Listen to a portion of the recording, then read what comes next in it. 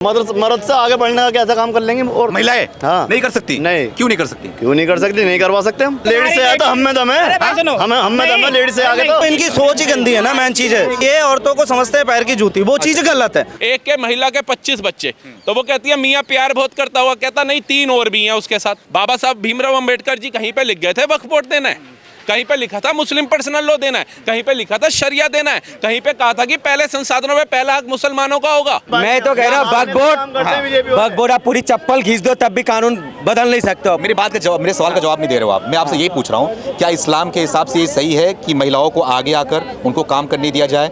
जो पुरुष मुस्लिम पुरुष है उनसे आगे आगे काम करें वो साथ में।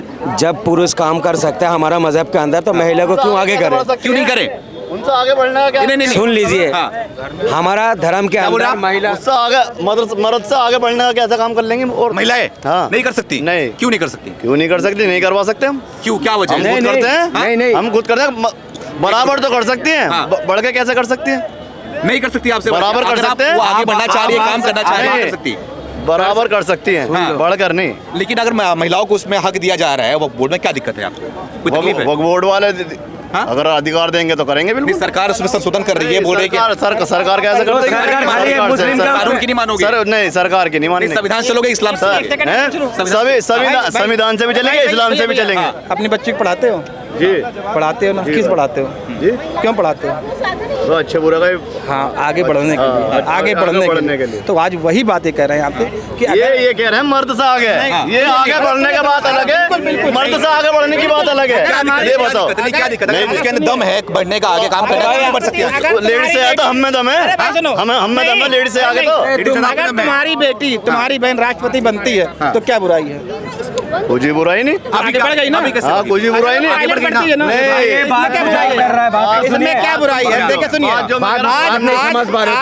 जो हमारे देश में बहन बेटियां पढ़ें, आगे बढ़े। आज सुनिए, पढ़ाना आप भी पढ़ा ही रहे हो, पढ़ाई इसी बेस पे रहे हो कि हमारी बहन बेटी समझे कि आज देश में हो क्या रहा है और होना क्या चाहिए और हम कैसे आगे बढ़ेंगे, चाहे हिंदू की हो। सुनिए, आज मुसलमान, आज हमारी राष्ट्रपति कौन है? महिला। क्या बोल रहे भैया? आज की डेट में देश की राष्ट्रपति कौन है? महिला है ना। तो क्यों नहीं बढ़ सकती महिला? क्या रीजन, क्यों नहीं बढ़ सकती भाई? आज की डेट में ओलंपिक में मनु भाकर ने 3-3, 2-2 गोल्ड जीते हैं, क्यों नहीं बढ़ सकती भाई महिला? बिल्कुल। मैं आपसे एक मिनट, मैं आपके पास मैं आ रहा हूँ आपके पास। नहीं, जबरदस्ती माइक में मैं आपके पास आ रहा हूँ। मैं वही, मेरा सवाल वही है। मैं 2-3 दिन से लगातार मुस्लिम भाई के समाज बीच में जा रहा हूँ। उनका मानना है कि ये इस्लाम के खिलाफ है, जो महिलाएं हैं उनको आगे नहीं आना चाहिए, काम नहीं करना चाहिए, है ना। और एक मुस्लिम बोल रहा था कि जो महिलाएं होती है वो आदमी के हमेशा नीचे होनी चाहिए, ऊपर नहीं बढ़नी चाहिए। ये मानसिकता कब बदलेगी इनके? नहीं, ये मानसिकता इनकी गलत है, बहुत गलत है। और जिस दिन ये मानसिकता इनकी चेंज हो जाएगी उस दिन पूरा देश बदल जाएगा। और कहते हैं ना कि भाई अपने यहाँ रह के ये सब चीजें होती हैं वो बहुत गलत होती हैं। आज की डेट में महिलाएं देखो एयरप्लेन उड़ा रही हैं, क्या मतलब उनके माँ बाप नहीं चाहते कि बढ़े? वो भी बढ़ रहे हैं, उनकी वजह से और महिलाएं भी बढ़ रही हैं। ठीक है, तो सबसे कैसे बदलेगा? कैसे बदलेगा? वो तो इनकी सोच ही गंदी है ना, मेन चीज है ये। तो इन लोगों को अपनी सोच गलत है, इनको अपनी चेंज करनी चाहिए, तभी ये बदल सकता है। क्योंकि ये औरतों को समझते हैं पैर की जूती, वो चीज गलत है। जो पढ़ा लिखा मुस्लिम होगा वो कभी भी नहीं चाहेगा कि मैं एक औरत को जो अपना घर बार छोड़ करके आई है, चाहे वो इस्लामिक धर्म के तहत आई है, चाहे वो किसी भी धर्म से आई है, मेरे साथ रह रही है, उसको मैं सिर्फ एक यूज एंड थ्रो समझूं कि भाई जब मुझे हम उसकी ज़रूरत है तब तो मैं उसको बड़े प्यार से पुचकारूं, और जब ज़रूरत नहीं है तो उसको टिश्यू पेपर की तरह फेंक दूं। और मैं ये हमेशा अपने दिमाग के अंदर विचार पैदा करके रखूं कि महिला जो है ना वो दबे कुचले रखने के लिए ही है। महिला की औकात नहीं है हमारे बराबरी बैठ सके, महिला की औकात नहीं है हमारे से ऊंचे स्वर में बात कर सके, महिला की औकात नहीं है कि हमारे से ज़्यादा इनकम कमा सके, हमारे से ज़्यादा बढ़ सके। तो ये सोच जो है यही इंसान को डुबोती है। आज ब्रिटेन की प्रधानमंत्री आप देख लीजिए, आज कई और देशों के अंदर देख लीजिए जो महिला प्रधानमंत्रियां हैं, कहाँ पहुंच गई वो, उनका देश कहाँ पहुंच गया। वो महिला अपना नाम तो कमा रही हैं, अपने परिवार का नाम भी रोशन कर रही हैं, साथ अपने देश का नाम भी रोशन कर रही है। इंदिरा गांधी जी जीतता जाता उदाहरण है हमारे पास, आयरन लेडी के नाम से उनको पखारा गया। आज भी अगर गांधी परिवार अगर वोट मांगने कहीं जाता है तो वो इंदिरा गांधी का बखान जरूर करता है। बिल्कुल। तो क्या लग रहा है आपको? आपने बोला कि जो वक्फ बोर्ड है मतलब कि नेक काम नहीं कर रहा है ना, मतलब कि लोगों के लिए काम नहीं कर रहा है, गरीब जनता के लिए काम नहीं कर रहा है। तो उनका मानना है कि वक्फ बोर्ड मस्जिद खोल रहा है, वक्फ बोर्ड जो है वो मदरसा खोल रहा है, बच्चों को पढ़ा रहा है, लिखा रहा है, धर्म के काम को आगे बढ़ा रहा है, इस्लाम को आगे बढ़ा रहा है। तो क्यों इसमें दिक्कत है? क्यों दिक्कत हो रही है मोदी सरकार को? देखिए, इस्लाम को आगे बढ़ाना ठीक है, धर्म को आगे बढ़ाना उसमें कोई पीड़ादायक बात नहीं है, लेकिन उनका भविष्य क्या है? एक तो आपने उनकी मानसिकता ऐसी बना दी है कि बच्चे जो हैं वो अल्लाह की देन है, करे जाओ करे जाओ करे जाओ। चाहे एक पेंचर वाला बन रहा है, एक भीख मांग रहा है, एक दूसरा चपके का काम कर रहा है, लेकिन डॉक्टर इंजीनियर बनाने को कोई भी वो तैयार नहीं है।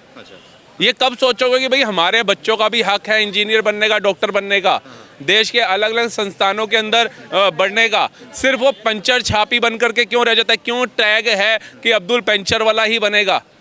क्यों अब्दुल इंजीनियर नहीं बनता? एक अब्दुल कलाम जी का नाम अगर हम हटा दें तो उसके अलावा कौन सा ऐसा मुस्लिम नाम है जो बहुत बड़ा हुआ? अगर हुआ तो वो क्यों हाईलाइट नहीं है आज की डेट के अंदर? आप बताइए। सीधा यही आता है, अब्दुल ने ये किया, अब्दुल ये, अब्दुल वो, अब्दुल पेंचर वाला, अब्दुल बिरयानी वाला। ये मतलब क्या मुस्लिम कौम सिर्फ बिरयानी बेचने के लिए, पंचर बनाने के लिए है? ये वक्फ बोर्ड के पास, मैं देख रहा था कि पाकिस्तान के पास जितने एकड़ जमीन है ना, उससे ज्यादा जमीन वक्फ बोर्ड के भारत के अंदर है। बिल्कुल, बिल्कुल। क्या करेगा वो इस जमीन का? कहाँ से आता है जमीन? क्या लग रहा है? बताइए ना। कांग्रेस की देन, कांग्रेस की देन है। अगर भाजपा सरकार उसके अंदर संशोधन करती है तो पूरा विपक्ष, मतलब 24 सांसद, 24 या 23 सांसद हैं मुस्लिम संसद के अंदर, लेकिन वक्फ बोर्ड का विरोध, जो संशोधन बिल लेकर के आई मोदी है, उसका विरोध करने वाले 232 आई थिंक 232 या 31 सांसद थे जो विरोध कर रहे थे। मतलब आप बताइए, भारत के अंदर हम तो सोचते हैं कि मुस्लिम जो है वो अपने साम्राज्य के लिए, अपने हर बंदा अपने धर्म के लिए उठाएगा, लेकिन ये 214 सांसद जो बाकी बचते हैं, ये कौन है? इनको समझ नहीं आ रहा कि वक्फ बोर्ड जो है जहां पर हाथ रख दे। एक राम मंदिर के लिए हमें कानून के दरवाजे खटकाने पड़े, कोर्टों में धक्के खाने पड़े, कितने लोगों को अपनी जीवन की आहुति देनी पड़ी, सिर्फ एक राम मंदिर दे दो। और एक संस्था कांग्रेस ने ऐसी बना दी, ऐसी पावरफुल कर दिया कि वो जहां पे हाथ रख दे वो उसकी है। इवन कि ये समझ लो मेरी शॉप है, इसके ऊपर वक्फ बोर्ड रात को हाथ रख दे तो मैं सुबह भिखारी हूँ, मेरे पास कुछ नहीं है जीवन व्यतीत करने के लिए। तो ये पावर दी क्यों गई? इसका रीजन क्या था? इससे बेनिफिट क्या था हमारे देश को? आप बताइए। अच्छा। अगर वक्फ बोर्ड को आपने दे दिया सब कुछ कि हाँ भैया जी इतना सख्त कानून दे दिया, आगे बढ़ाने के लिए हो सकता है क्या रहे, इसमें मुसलमान आगे क्यों नहीं बढ़े? आप बताइए। आज भी अब्दुल पंचर छापी क्यों है? आज भी अब्दुल को अपनी दुकान का नाम अब्दुल रखने में क्यों दिक्कत है? आप बताइए। जय श्री राम ढाबा भी हाल ही में हम देख रहे थे, जब कावड़ का ये मुद्दा उठा तब वहां पे हमें पता चला जय श्री राम ढाबा जो है वो एक मुस्लिम चला रहा है। वो अपने नाम से कब चलाएगा दुकान? मैं उसका विरोध नहीं कर रहा, वो जय श्री राम लिखे, माता वैष्णो देवी लिखे, जो लिखे, लेकिन वक्फ बोर्ड इनके लिए क्या कर रहा है? आप बताइए। मंदिरों से टैक्स वसूला जा रहा है, ये चीज आज तक हमें पता है, लेकिन उस टैक्स के पैसे से देश का कुछ उद्धार तो हो रहा है, देश के गरीब लोगों को चीजें तो मुहैया कराई जा रही हैं। और उसके बावजूद वो जो बड़े बड़े मठ और मंदिर हैं वो खुद भी अपने स्वास्थ्य केंद्र खोल करके बैठे हुए हैं। कई ऐसे हैं, चाहे कैंसर की वो चला रहे हो, चाहे बड़ी बड़ी बीमारियां जो हैं उनका चला रहे हो, हार्ट ट्रांसप्लांट तक का वो अस्पताल चला रहे हैं। तो ये तो मंदिर अगर कर सकता है तो वक्फ बोर्ड क्यों नहीं करता? और अगर वक्फ बोर्ड नहीं कर सकता तो उसके सारे राइट्स छीन लेने चाहिए, बिल्कुल छीन लेना चाहिए। सब चला रहा है वक्फ बोर्ड, क्या वो सही नहीं है आपके हिसाब से? वहाँ लोगों को, मतलब कि जो मुस्लिम बच्चे हैं उनको पढ़ाया जा रहा है, उनको मौलवी बनाया जा रहा है, धर्म के प्रति सिखाया जा रहा है, अच्छी बातें सिखाई जा रही है, तो क्या गलत है? तो भाई साहब एक बात बताइए, भारत के अंदर भी सनातनी बहुत है, कट्टर हिंदू बहुत है, तो सारे ब्राह्मण बन जाए, सारे पंडित बन जाए तो देश कैसे चलेगा? देश के अंदर इंजीनियर्स, डॉक्टर्स की आवश्यकता होगी, वो कहाँ मिलेंगे? अब किसी को बुखार हो गया या किसी को हार्ट अटैक आ रहा है तो वो क्या ब्राह्मण बना होगा तो मंत्रों से अपने आप को ठीक करेगा? अस्पताल जाएगा। तो उस तरीके से वक्फ बोर्ड अगर ये मदरसे बना रहा है, मौलाना बनाने की सोच है, तो मौलाना क्या कर रहा है? आप बताइए। मौलाना भी तब अपने आप को आगे चला पाएगा, मस्जिदें भी आगे तब बढ़ पाएंगी जब उनके मियाँ जो मस्जिदों में जाते हैं वो कमाने लायक होंगे। जब मस्जिदों को पैसे की जरूरत होगी, दान की जरूरत होगी, तो मौलाना तो पंचर छाप बनवा रहा है उनको। पंचर 5 रुपए से 50 रुपए हो गया, वो कितना कर लेगा? आप बताओ। फिर दूसरी मानसिकता आपने उनको दे दी कि भैया हमारे लिए तो जो है बच्चे अल्लाह की देन है। हमारे जैसा आम इंसान भी सोचता है एक बच्चा बहुत है, कम से कम उसको अच्छा जीवन दे, एजुकेशन अच्छी हो, समाज में उठने बैठने का ढंग हो, कहीं 4 लोगों में जाए तो इज्जतमान परिवार का बना रहे। लेकिन वो 14 उनकी मानसिकता क्या है कि हमारे में रोकते नहीं है, अल्लाह की देन है। एक के महिला के 25 बच्चे, तो वो कहती है मियाँ प्यार बहुत करता हुआ, कहता नहीं 3 और भी हैं उसके साथ, तो 4 महिलाओं से वो प्यार कर रहे हैं, एक औरत से उन्हें 25 बच्चे कर दिए। उसने पूछा कि 25 कैसे हो गए, और उस औरत की आयु में गए 53-54 साल। जुड़वा उसने कर रखा है। सोचिए उसको पीड़ादायक क्या होगी। उसके बाद वो कहते हैं मियाँ प्यार बहुत करता होगा, आप बहुत करते हैं, वो कहती है मैं खजूर वाला दूध भी पिलाती हूँ इसको। तो इनकी मानसिकता आप देखो कि कहाँ पहुँचा दी गई है। वो एक बंदा कहता है कि हमने तो देखो चाइना को पछाड़ दिया, हम अर्थव्यवस्था में नहीं पछाड़ पाए, हम सेना में नहीं पछाड़ पाया, लेकिन देखो आबादी में हमने उनको पछाड़ दिया। किसी कदम में तो हम आगे निकले ना, मुसलमानों का कितना बड़ा योगदान रहा। अरे ये देखो कि तुम्हारे आगे बढ़ने से तुम पार्ट ऑफ इसका भारत का भाग हो। अगर भारत के अंदर कुछ योजनाएं आ रही हैं तो तुम्हारे को हम दरकिनार नहीं कर सकते हैं। हम ये बोले कि भाई मुस्लिम तो बच्चे रोक नहीं रहे, देश के अंदर अर्थव्यवस्था के अंदर इनका कोई योगदान नहीं आ रहा, ठीक है जी। और छोड़ो, जो भारत के अंदर प्रधानमंत्री मोदी जा रहे हैं तो सर्वोच्च सम्मान लेकर के आ रहे हैं। कितने देशों के अंदर एक बॉस बोल रहा है, दूसरा पैर छू रहा है, और वो अमेरिका सुपर पावर जो कहता था अनएजुकेटेड कंट्री है भारत, भूखे नंगों का देश है, उसके पढ़े लिखे सांसद ऑटोग्राफ के लिए तड़प रहे हैं। आज भारत कहाँ पहुँच गया। लेकिन पता चलता है फ्रांस में ना दंगे हो रहे हैं, कौन आ रहा है? मुस्लिम भाई आ रहे हैं।